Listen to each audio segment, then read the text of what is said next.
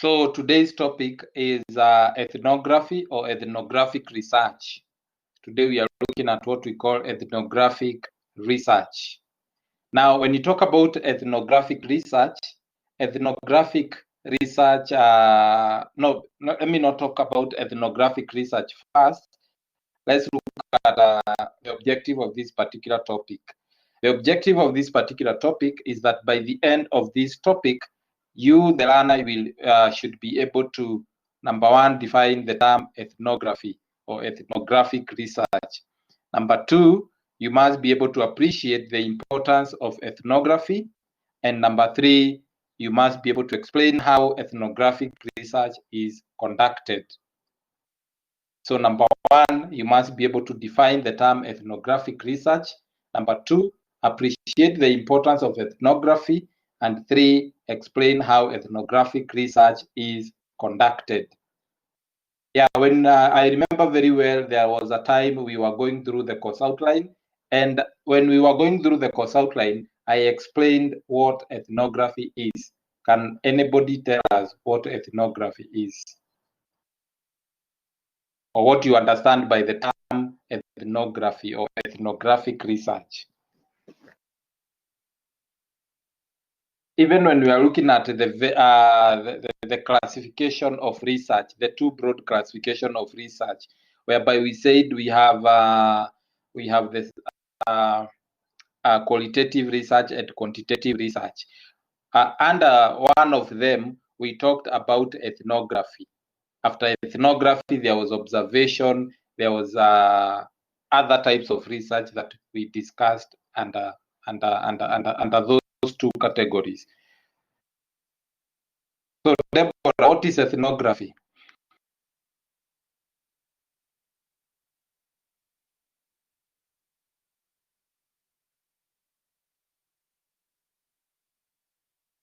Deborah? Yes. We are waiting. Tell us what is ethnographic research. Ethnography is the study of a particular group of people. Study of a particular what? Group of people. Can you explain to us? Like, for example, in Kenya, we have I think 42 ethnic groups. So you choose one and you study them. Yes, you choose one and you do research on them about their culture and other things. Femi, help Deborah.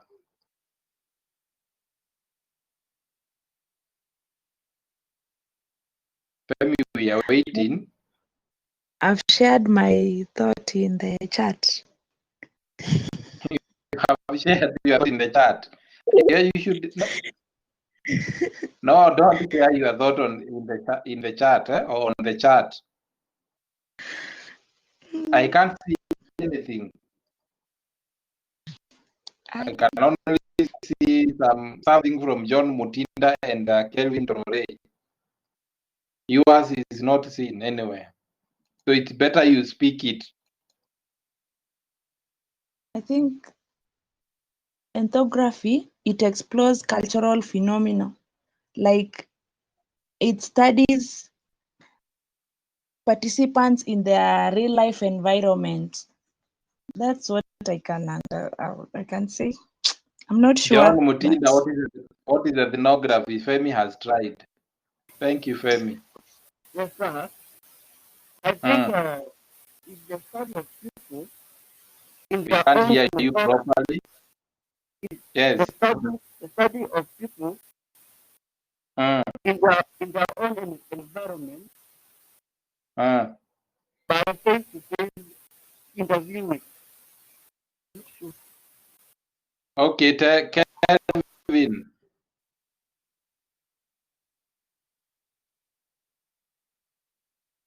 This Kelvin nasikia jina yake anapotea. Anyway, Sharon.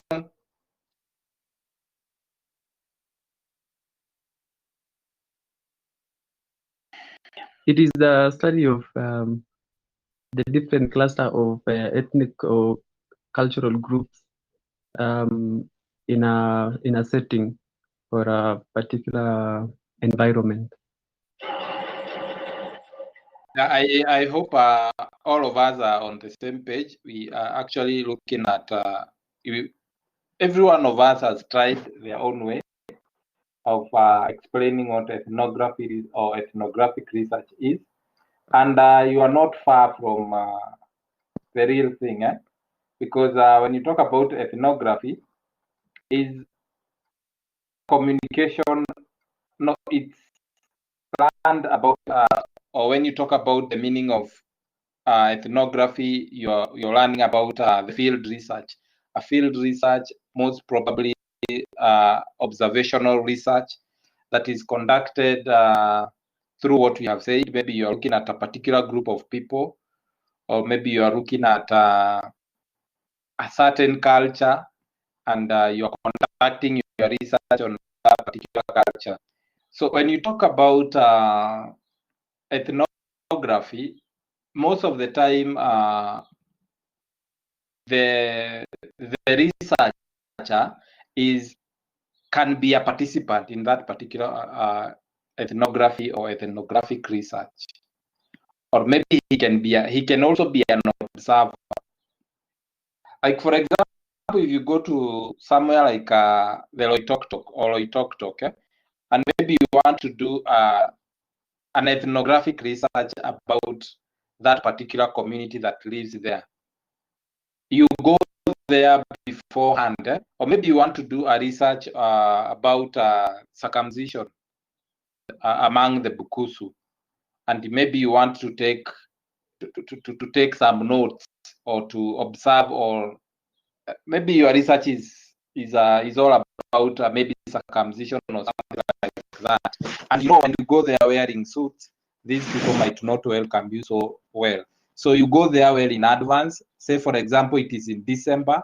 You can go there on maybe October, so that you'll be there on October, November, and December. You will be welcomed there. Why do you go there well in advance? So that you can interact well with people, and people can actually know that you are part of them, so that when they are conducting this particular circumcision, they will conduct it in your presence. They will conduct it without any fear.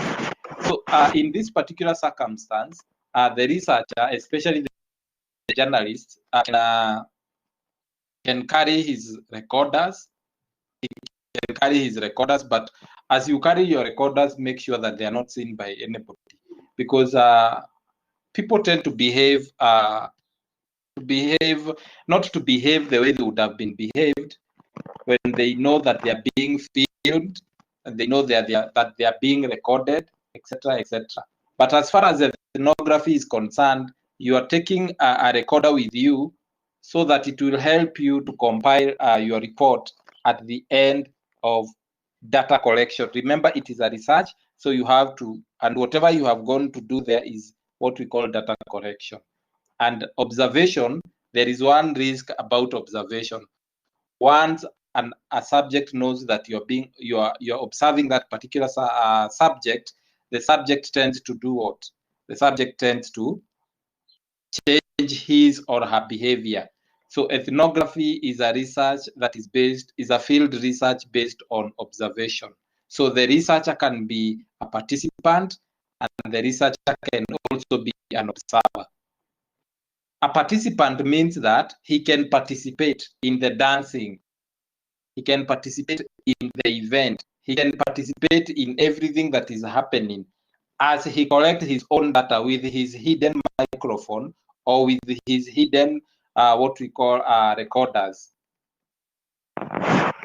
So then we can talk about the meaning of field research, and we can say that much has been learned about human communication behavior by observing it. So we are starting with field research, and we are saying a lot of things can be learned through observation. So in other words, observation is one of the methodological tools that is applied in communication research to elicit evidence. So if I want to know what kind of a person Femi is, I can decide to do what? To follow that person. where he goes, what she eats, what she likes watching, the kind of friends he has, etc. And make sure that Femi does not understand, that he's not aware that she is being observed, because once she's aware, she can fake her behaviors. Therefore, an understanding of the method has become imperative for communication students like you. So observational research is that which is based on things that are seen. It concerns, for instance, the planned watching, recording, and analysis of observed behavior as it occurs in a natural setting. So when you talk about natural setting, we are talking about if it's a circumcision among the Bukusu, it is happening before your eyes. It is happening in a natural setting. So therefore, we can say that observational methods, key features in human communication, observational methods key feature in human communication is a standardized, planned, and systematic approach to objectively observe record behaviors. So these, of course, are like other research methods discussed earlier, like survey research, all important data upon which to base. You're saying that this, of course, like any other research methods discussed earlier, is to generate all important data upon which to base your conclusion. So after you watch that particular, what we call circumcision, you can be able to do what? To conclude based on your observation. For example, you as a researcher, you may decide to investigate the news processing behavior of a journalist by observing them. So you observe them right in the newsroom where they operate. You can decide to observe how they write news, how they process the news, and how they operate and how they behave in the newsroom. So observation as a research method has a long history in psychology. It has a long history in anthropology, and it has a long history in what we call sociology.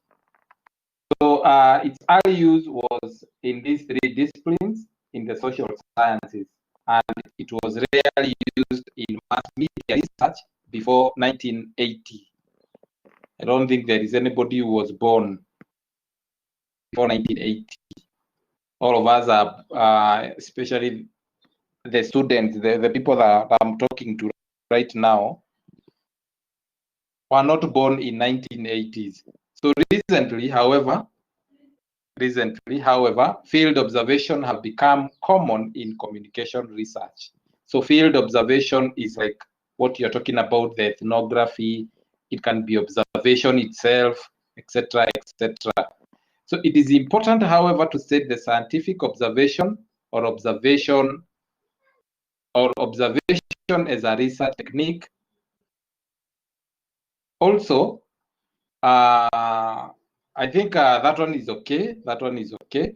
So let's look at types of observational research. So observational research, therefore, we can talk about participant observation. So we have what we call, let me put them down.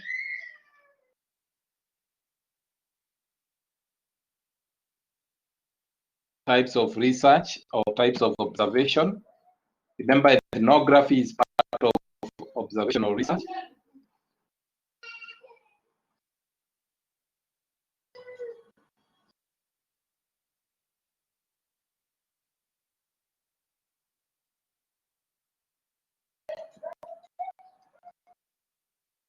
So we have participant observation and non-participant observation. So when you talk about participant observation, the participant is observing what is happening. So as far as participant observation is concerned, participant observation is an intensive and a more involved way of gathering information through what we call observation.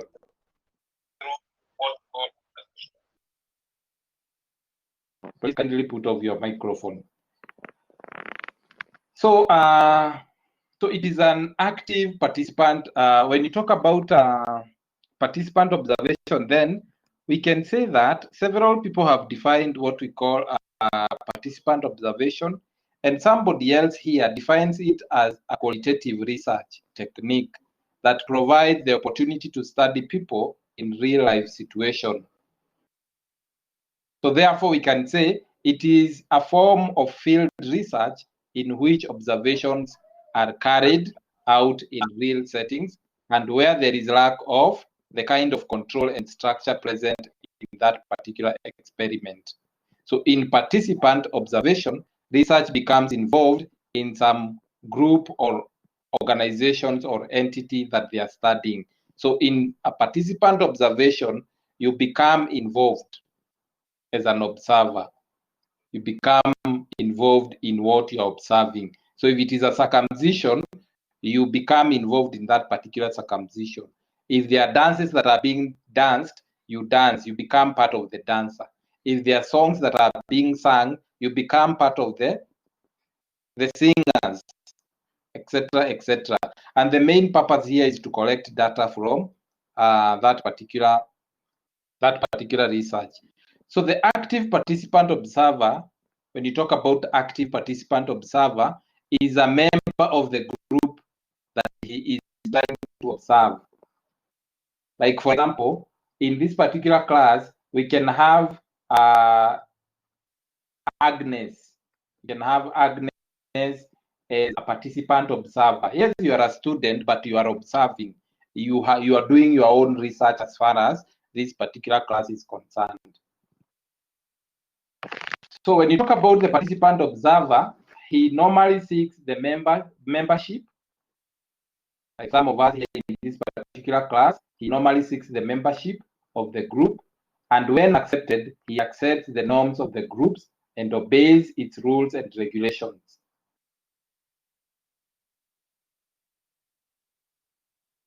However,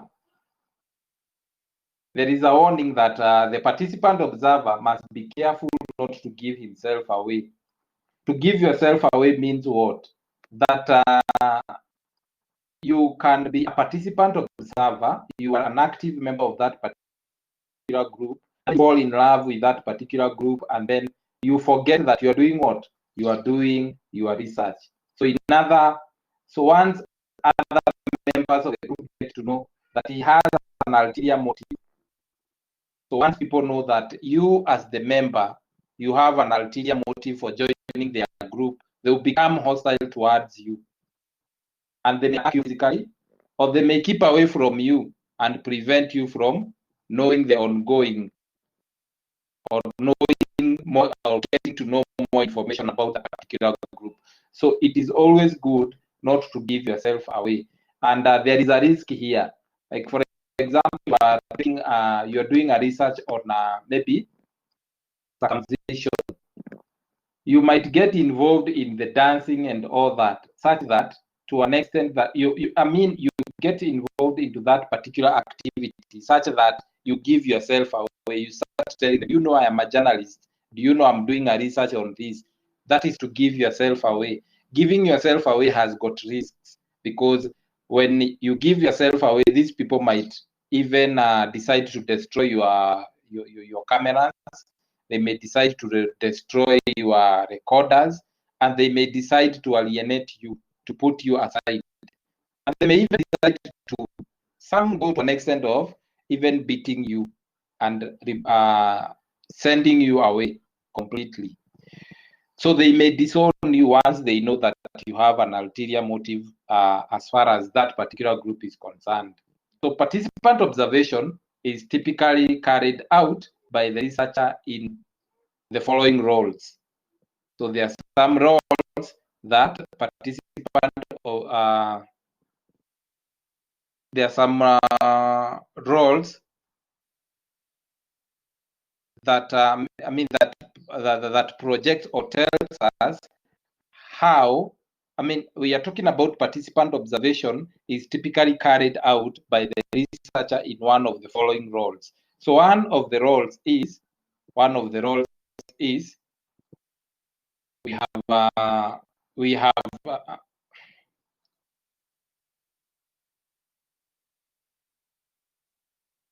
what we call participant as observer. Participant as observer. So what does it mean to have participant as observer? So I have projected there. So one of the roles is participant as an observer. So what is participant as an observer? When you talk about participant as an observer, we are talking about, or we can actually say that this is where the researcher participates actively with the group being observed. He participates actively with the group being observed and is a functioning part of the group. He's a functioning part of the group. He's a functioning part of the group means that he has also been given a role to play. So there are some roles that he plays in that particular group. As such, the researcher is an insider. So you are an insider, but you are enjoying close understanding of the context and the process while performing the added roles of an observer.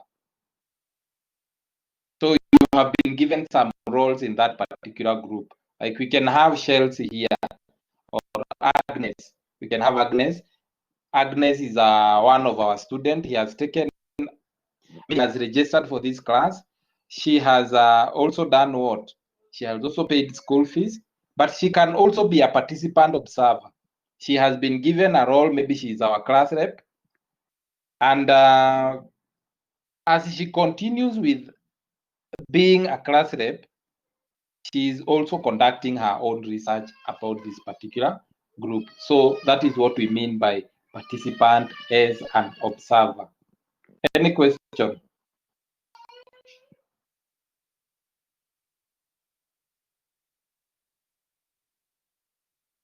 Waithaka Wanjiko, is there any question?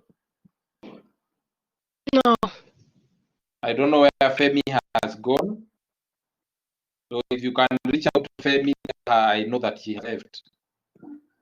Deborah, question? No. Also, there is this other student. Her name is Esther Kimingi. I don't know why she disappears every now and then. I am now going to be very keen on those people who are joining the group, because come next week, I'm going to remove all those people from this class. Those who don't join classes, come next week. So we have participant as an observer. The next one, we have observer as participant. So do not confuse these two. You have observer as participant. So number 2, we have observer as participant. And when we talk about observer as participant, this is where in which the observer is a neutral outsider. You are just an outsider, but you are very neutral, who has been given the privilege of participating for the purpose of making observations and recording them. Like sometimes some of us are usually invited to go and record a wedding. Now you going there to record a wedding, you are called, we can actually call you observer as participant. Observer as participant, because you have been given that privilege of recording what is going on. It is also referred to as what we call overt participant observation. It is also known as overt participant observation. Let me put it there in bracket. Overt. It is called overt participant observation. So you can put it in bracket as overt.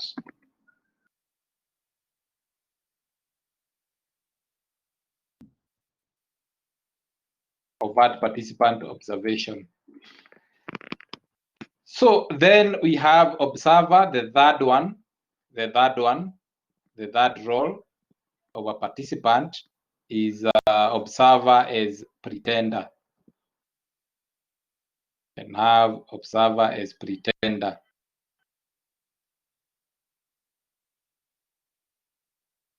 The third one is observer as pretender.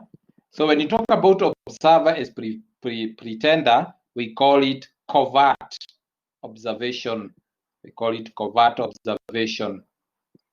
It's also known as covert observation.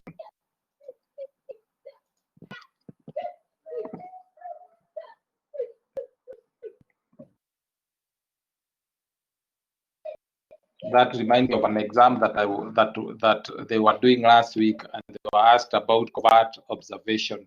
So covert observation is observer as a pretender.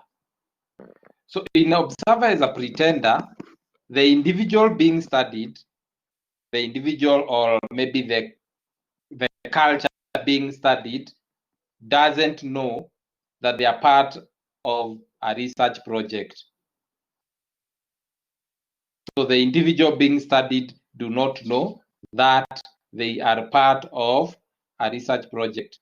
This is to ensure that the subject behave in a natural manner.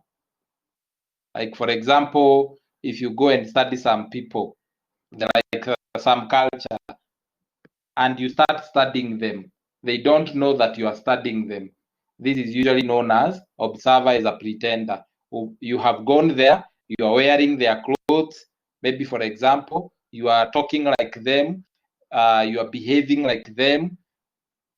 Everything that you are doing like them. So they don't know whether you are recording them or whether you are doing a research about them. They do not know anything.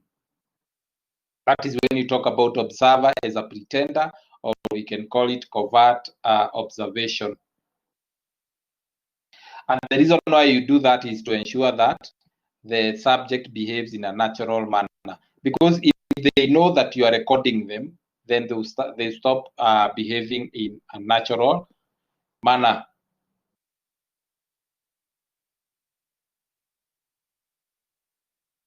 Any question?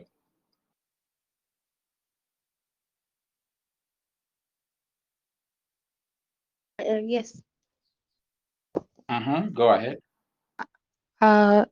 Since you've said that you're doing it covert, meaning that they don't know you're doing the research, does that not infringe on their right to privacy? No, it's you see, you cannot talk about privacy. There was something I was teaching you on media law and ethics. I don't know if it is this group. And I think the last topic we talked about, we were talking about what? I can't remember very well. But now, when you talk about observer as a pretender, you are not infringing into their privacy, because the reason why you are doing this, okay, I remember very well, we are talking about what we call privileges. You remember we are talking about privileges, and we said that privileges, journalists sometimes, journalists have got some privileges. Privilege in doing some things and recording some things. And when you record some things, even courts have what we call privileges, even parliament have got what we call privileges, that they can do some things. Once they do these things, like the way the parliamentarians behave in parliament, they have been given that privilege to behave the way they are behaving. But if they behave outside parliament, then it's not going to be business as usual. So as far as covert observation is concerned, as a journalist, you have been given that privilege to cover something like that. Again, when you talk about privacy, the law of privacy covers what is confidential. So for you to say that that is privacy, then there must be some confidentiality. But in this case, there is no confidentiality, because number one, if you're doing research on a particular culture, there are people there. They are part of the research. Let's say, for example, it's circumcision. Your research is all about circumcision. maybe female genital mutilation. Circumcision is a ceremony, or we can actually call it a rite of passage. Any rite of passage attracts what we call the public, be it birth, be it circumcision, be it marriage, and be it death. All these are rites of passage. They attract what we call the public. So when you go there, it's not, I mean, when you go to cover that particular event, maybe it's a wedding or a circumcision, it doesn't mean that you're infringing into their privacy, because there is there is already a public. I mean, there is already what we call the public is already there. The public has already been invited to come and witness. Any other question?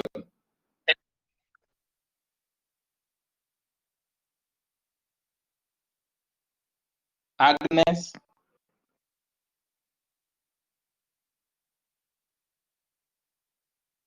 Agnes, are you in this group, or you are here ceremoniously? Kuna watu nitatoa kwa hii group. Nikikuuliza swali na ujibu na kutoa, una join. Like what I'm going to do to Agnes right now. Waithaka, is there any question?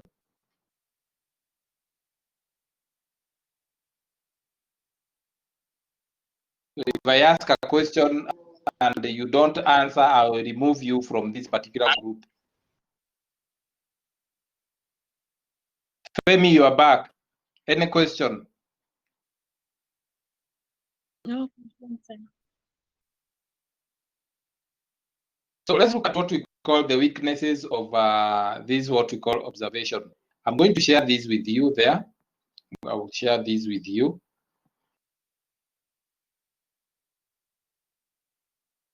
Now, Agnes, you are back. You have realized that you have been sent back. That's what I'll be doing. Kikuuliza swali unakataa kujibu na kurusha nje, ndio una realize hauko. So these are some of the weaknesses of what we call observation. Number one, we are saying that the researcher stands the risk of internalizing the values of the group. The researcher stands the risk of internalizing the values of the group to the extent that he may forget why he is there. This is also referred to as observer effect. Sometimes, let's say, for example, it's a circumcision. So you are going to carry out research on a certain group of people. Maybe it is you are doing research on female genital mutilation, and maybe there are a lot of dancing, there are a lot of singing, there are a lot of participation. So sometimes the activities can carry you. They can carry you, and you forget the reason why you are there. So you forget the reasons why and the purpose why you actually went there. So the researcher stands the risk of internalizing the values of the group to the extent that he may forget he is there. Again, we have what we call number two, that because of the needs of the observer to conceal his identity, he cannot freely record his observation. That is very true. So you are there, you are conducting your research, and when you're conducting your research, you come to realize that you have to maybe hide your recorders, you have to hide your cameras. And because of that, you come to realize that, and you have to hide your faces, your face. Sometimes you have to hide who you are. Like there was a feature that was conducted on Citizen by one of the journalists, and he was trying to show us that viruses, COVID-19 viruses, can move from Nairobi to Eldoret. By the viruses moving from Nairobi to Eldoret, they boarded a car from Nairobi, and they took 8 hours to get to Eldoret.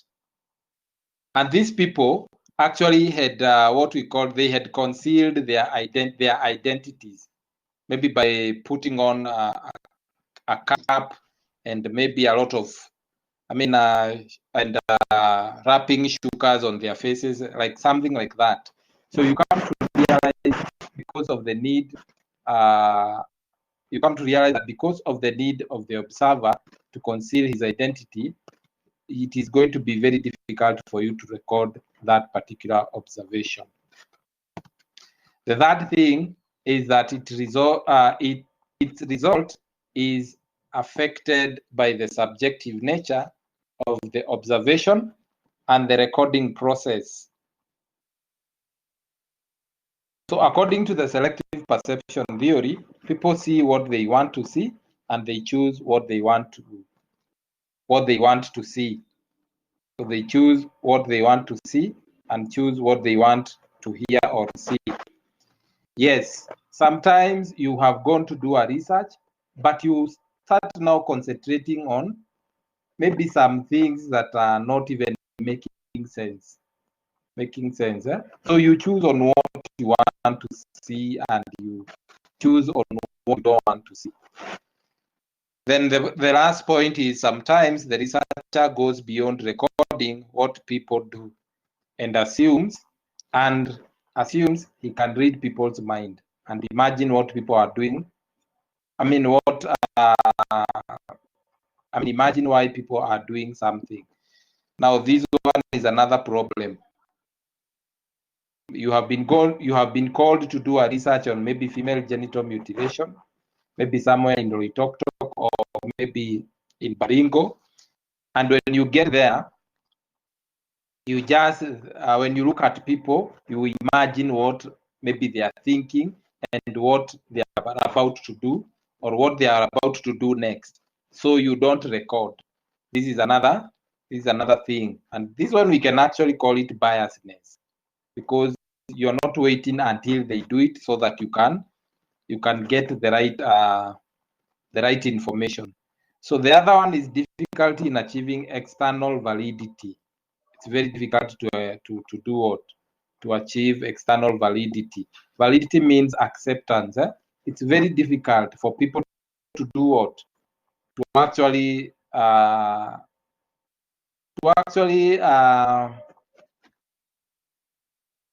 accept what you have recorded. To accept what you have recorded. People will not take it so easily. They will not actually believe you so much. So number one, we were talking about participant observation. So we talked about participant observation. Let's look at what we call non-participant observation. I hope I'm not confusing you, because number one, if you look at our notes, we had our objectives, and then we said that as far as observation is concerned, it can be divided into two: participant observation and non-participant observation. As far as non-participant observation participant observation is concerned, we talked about participant as an observer as a participant, or overt participant observation. We also talked about observer as pretender. Then we looked at the weaknesses of what? Participant observation. Now we are going to the next thing, and we are going to what we call point 2 or B, non-participant observation. We are looking at non-participant observation. So when we talk about non-participant observation, what do we mean?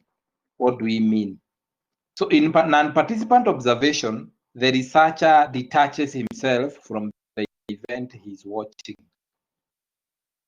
So if this is the event that is happening, if this is circumcision that is happening, you detach yourself and you go somewhere very far. So he makes his observation from a distance. So you observe from a distance. And you're not involved, or he's not involved or engaged in the activity as his participant counterpart. So in this particular observation, the researcher observes a situation from a detached position which does not include or take over any of the roles of the people acting in the situation. A very good example of this and observation is, for example, if you're doing a research on the behavior of a traffic policeman at a roadblock. If you're doing what? A research on the behavior of a traffic policeman at a roadblock. This does not have to, I mean, this person, you do not have to join this particular police so that you can actually observe him. Because when you join this police, if at all he's taking what, I mean, he's being corrupt, I mean, he's taking bribe from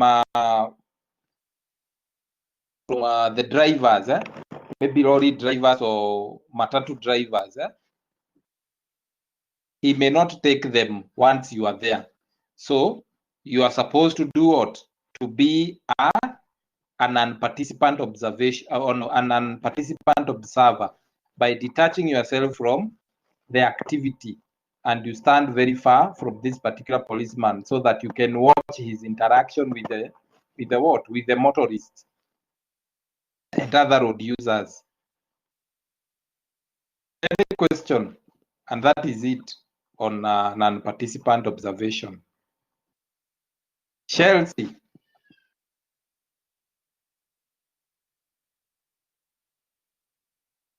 Chelsea Agnes Wamboi. Any question?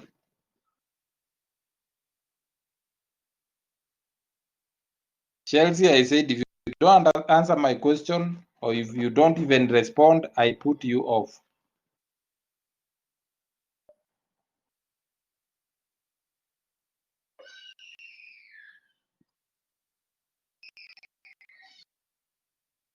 John Mutinda, any question?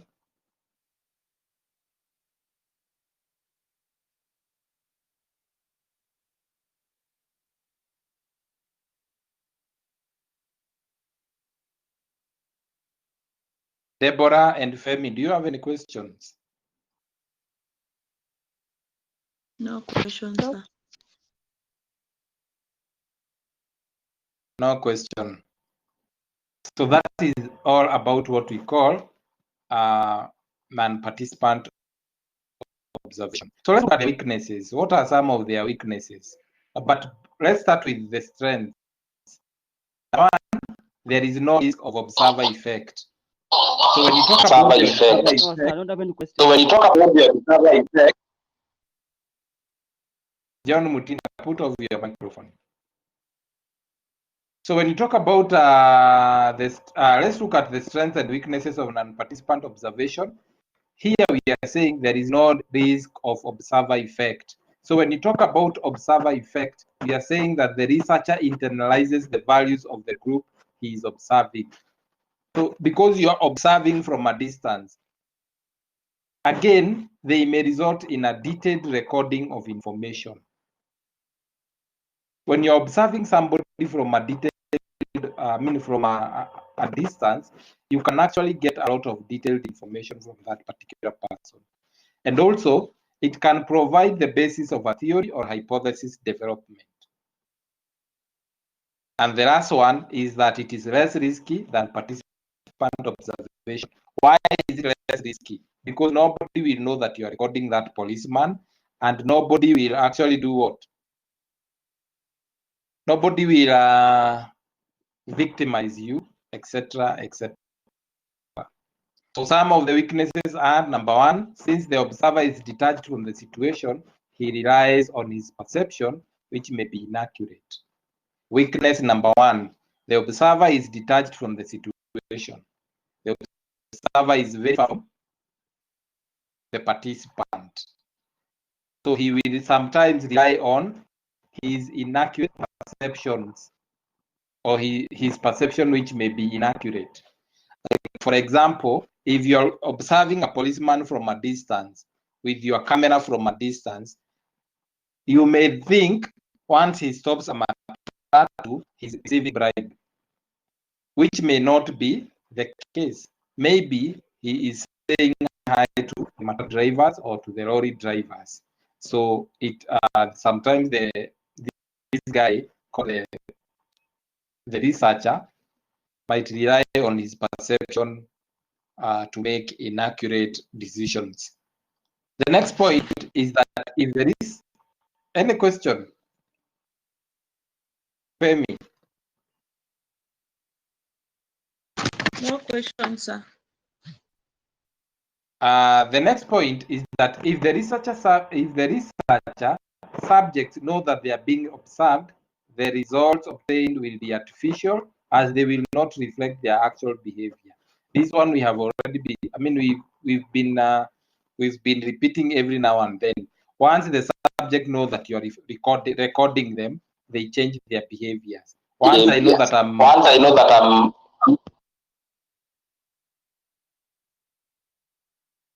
John Mutinda, put off your microphone. If the researcher knows that if the observer knows that is being observed, he changes they change their behavior, or he changes his behavior. Then there is what we call point number 3, problem of bias. So the observer is bound to be subjective in the aspect of the event he chooses to watch and the details he records. So because it is the observer observing, he might decide to record some things and not to record others. Weakness, it is more prone to errors than participant observation. So there are so many errors that can occur as opposed to what we call participant observation. Any question?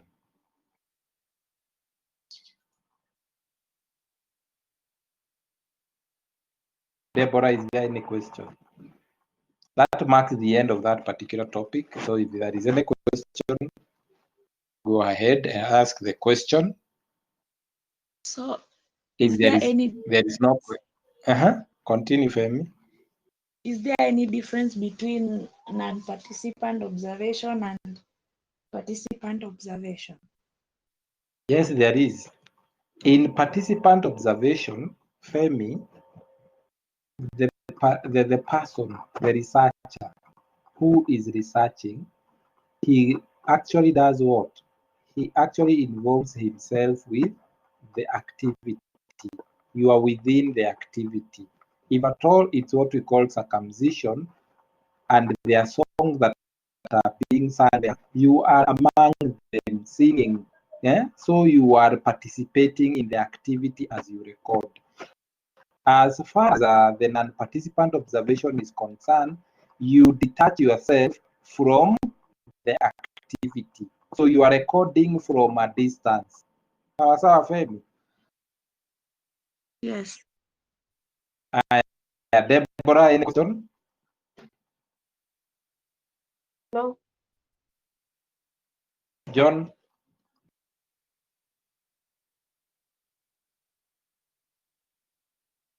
John, I hope you are not taking lunch as we are in class. No. Kelvin? Yeah. Does investigative journalism fall under that kind of research, the non-participant observation? Yeah, it can. It can. Okay. And actually it can, because number one, most of the investigative journalists, what they do, they hide their cameras. They hide their cameras as they are doing what is called what is called their investigation about maybe corruption, maybe murder or something like that. They hide their camera. So it falls under observation, which is, it can be non-participant or participant, because some of you have seen videos of policemen, of journalists taking, of journalists recording a policeman taking bribe on a road or something. You have seen that.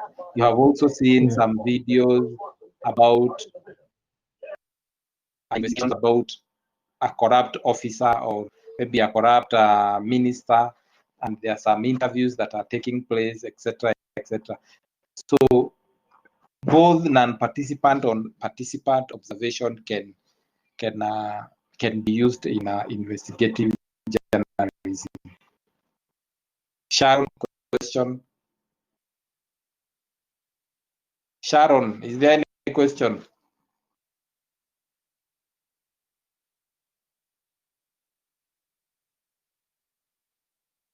So because of that, Waithaka, kuna swali? No.